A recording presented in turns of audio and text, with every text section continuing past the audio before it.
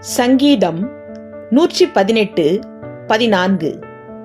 கர்த்தர் என் பெலனும் என் கீதமுமானவர், அவர் எனக்கு இரட்சிப்புமானவர். விளக்கம்.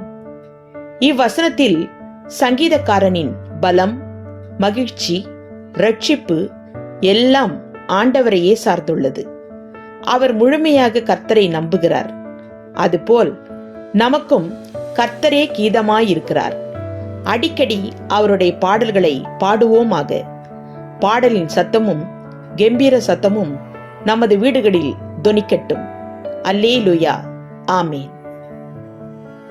Psalm 118:14.